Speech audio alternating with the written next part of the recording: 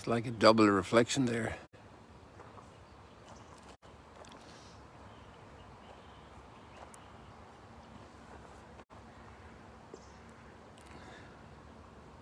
Our purple heron there keeping her territory. Have you noticed the evolution of war language in the Bible? And war concept and war strategy?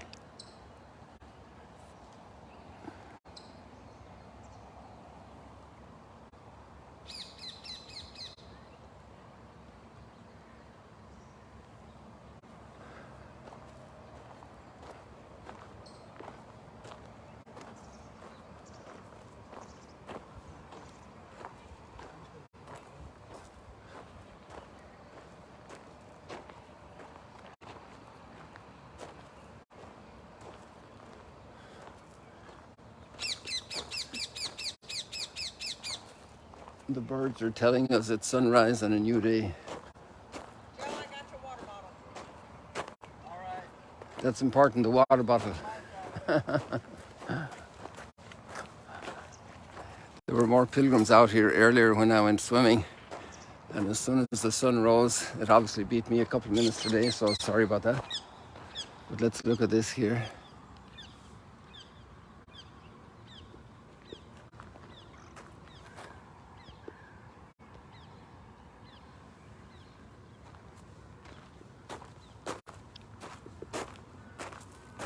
I like to catch it before it goes out, but I had forgotten the gimbal, this Osmo, this gimbal thing here for holding the phone in the sacristy yesterday, so I went to catch it before I went to swim, so I was ready. But it's a tight little schedule because I don't want to go out and swim there in the dark and before the sunlight, and then it's like about half an hour, and so then I get back and showered and get ready. And the water this morning after the storm yesterday is so clear, you can see down through it. And Zaydan has been cleaning the beach here because it brought in so much garbage and rubble. It's so peaceful today. It's amazing how the sea, the lake, the water changes appearance. Like this was just a big pile of mush yesterday, but somehow it's gotten all cleaned up. And watch in here how clean it is.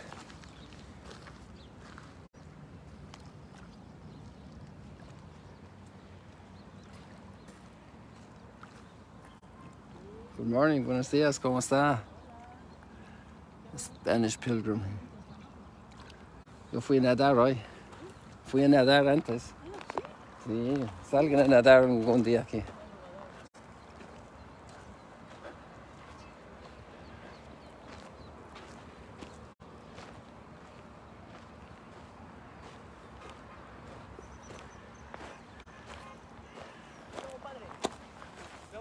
Que tenga buen día. So, the war language in the Bible, some people might be scandalized, but you need to look at it a bit more closely.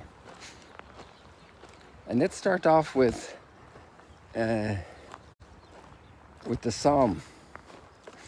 I'm getting to love the Psalms more and more. They're an amazing trove of reflection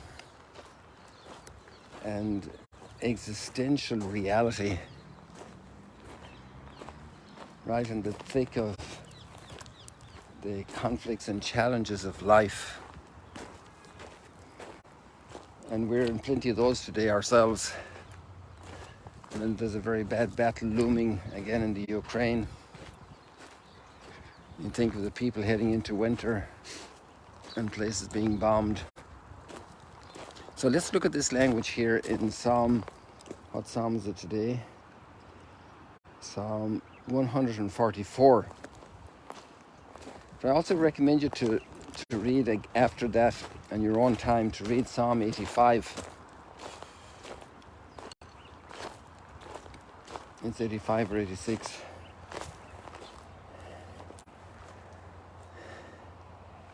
And there it says, justice and peace will kiss. And when there isn't justice, we want to go to war. We want to go to fix it, and with passion. So listen to these lines here. Blessed be the Lord my rock, who trains my hands for battle, my fingers for war. Just let's ponder those lines for a second.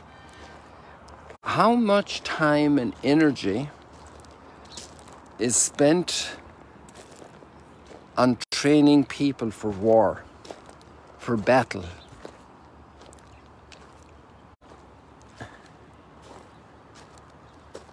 To pull the trigger, to light the fuse, to throw the bomb as far as you can,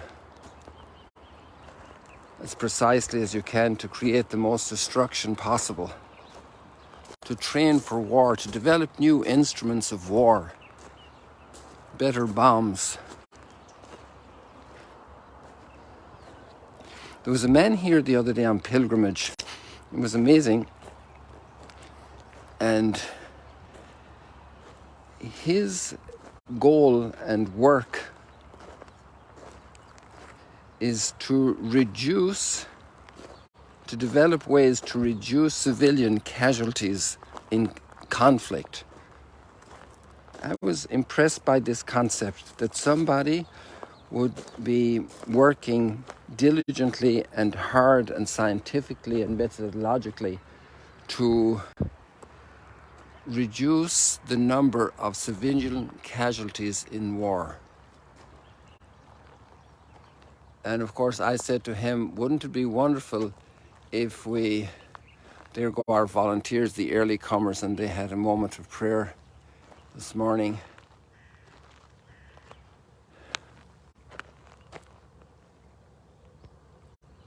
That's written on the back of their jacket, they're a volunteer.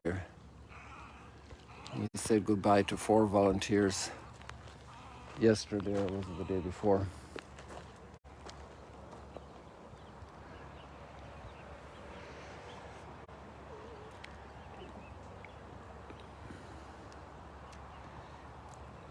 Blessed be the Lord my rock, who trains my hands for battle, my fingers for war.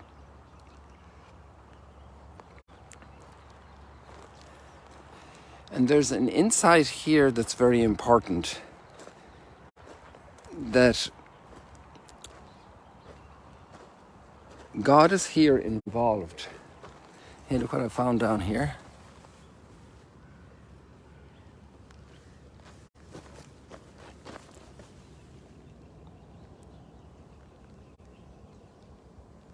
And that's one of the stones that belongs over here, so I'll put it back where I think it belongs.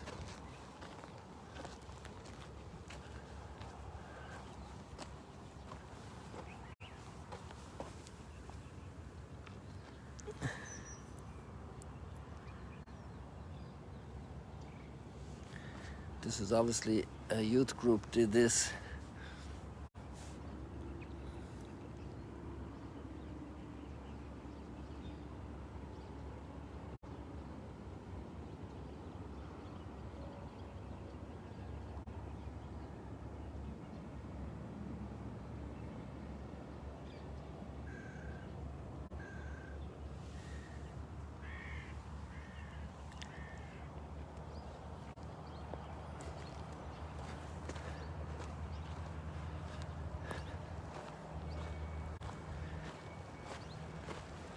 So God is involved in our battles. And that's one of the big lines in the letter to the Ephesians today. That our battles are not against earthly forces.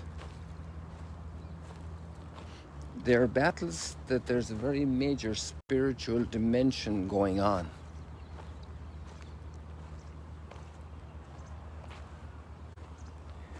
The forces of evil. And we make a great mistake, I think, sometimes in identifying human beings with these supernatural forces of evil. And if we revise our thinking today, about certain people, certain leaders, certain people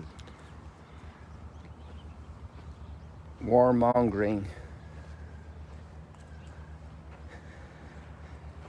And there's a lot of that. There was a priest here visiting a week ago. I know him since 1974. And he has a very significant role right now in North America for his community. And he was commenting how amazed he is. He had spent a week in Italy on the way here. His community is Italy-based and founded. And he commented how shocked he was, how upset he is interiorly at the intensity of warmongering. But at the end of the day, the forces of evil are at a higher level, at a more powerful level. And that's clear from the book of Genesis in chapter 3. That the fall of Adam and Eve was also influenced by spiritual power beyond them. That doesn't take away their responsibility, but it does help us to understand that the contours of the battle are pretty serious. And it's wonderful in a way how even realities like Star Wars, but especially the Lord of the Rings, that these great works of literature and of entertainment, of, at the end of the day, formation of mindset, also reflect forces that are beyond just human measure. And if we read today then in that light the letter to the Ephesians, which we're concluding today, as we are also, wow, look who's here. Hello there, stop there, you're in a great position there with the sun right there. This is Father Juan, for whoever doesn't know him, Father Juan Solana, but I think most of you guys know him. So I'll turn this way now so we can see his face more. And you can recognize him. How are you today? I'm so happy today because it's the first time after my operation that I was able to walk all the way on my daily walk in the morning. And praise to God. Thank you for your prayers. Thank you for your support. Little by little we go back to normal life. I hope you enjoyed the stroll and chat. This morning we got a beautiful, beautiful sunrise, and I wish you all the best. Thank you. Have a nice day. Thank you, Father Raymond. Thanks, Father Juan. This is the first day below 20 degrees, by the way. Here at the end of October, we've just dipped below 20 degrees. I didn't check what it is for the peak today, but I'm sure it'll be still up around 30 degrees Celsius. And now it's, we woke up this morning to 19 degrees. So just getting into the teenager degrees. Well, and there we are with this text of Paul, and there we see these words really expressed in battle: to hold your ground, to stand fast, to put on the armor of God. For our struggle is not with flesh and blood. You see, blood are the different peoples. That'd be tribal, that'd be the people from that country, that'd be a different race.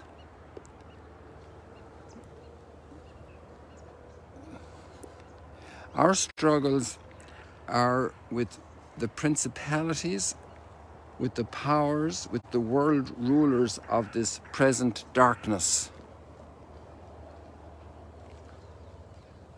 Trying to find something dark for you here. Children would be afraid to go in there, little children, the darkness.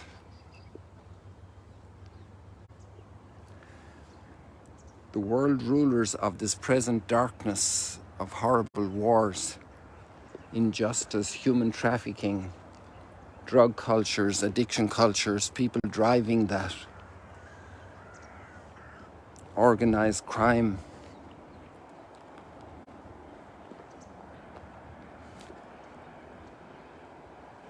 With the evil spirits, therefore put on the armor of God. You know, this whole training for battle, the right equipment that matches the warfare that's involved, that you may be able to resist on the evil day, and having done everything to hold your ground. So stand fast, and here's some of the armor. Stand fast with your loins girded in truth, clothed with righteousness as a breastplate.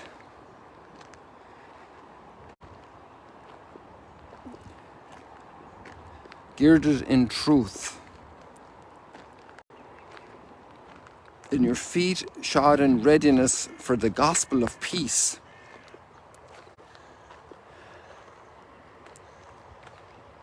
The gospel of peace is to come after me, come follow me, and announce a kingdom of eternal peace. Your feet ready for a gospel of peace. In all circumstances, hold faith as a shield. So we get all kinds of attacks, all kinds of challenges. I had a very challenging conversation with a person this week as well who has been incredibly demolished in his faith through the scandals. We need to hold our faith. Just because one person does evil, even if it's a leader, that cannot let us, we cannot abandon our faith. Our faith is above that. That's part of the battle today. Also dealing with scandals, with the powers of evil.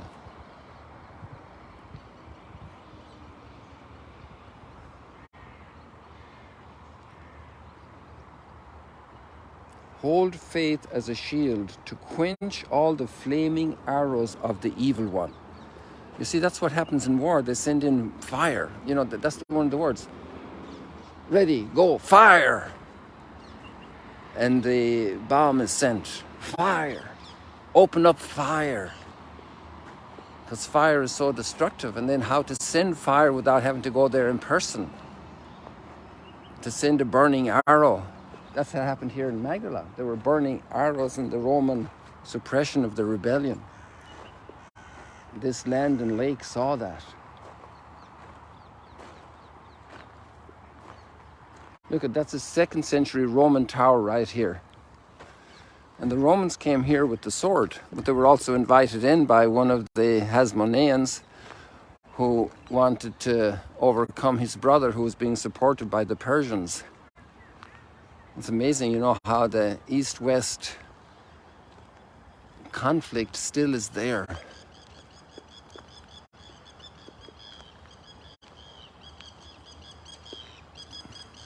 This tower is 2nd century Roman period, so let's say that's time of Hadrian, the second rebellion, major rebellion of the Jewish people being squashed by Hadrian.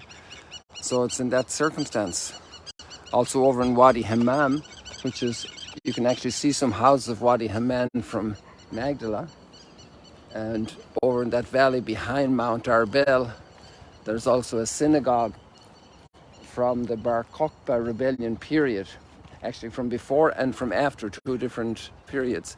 And I just see a little bit of a house in Wadi Hammam, which is today a Muslim village, about 2,000 people or less. You see, that's a house over there. That's one of the higher houses. The valley, the village is down below that to the left. It's another way to climb up to Mount Arbel when we go up to see the sunrises. So I think I've gone way over time. I'm sorry, got distracted. But there we have a great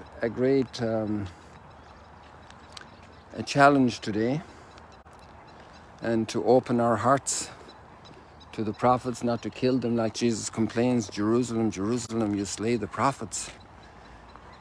How oftentimes we, the people of God, don't listen to the prophets,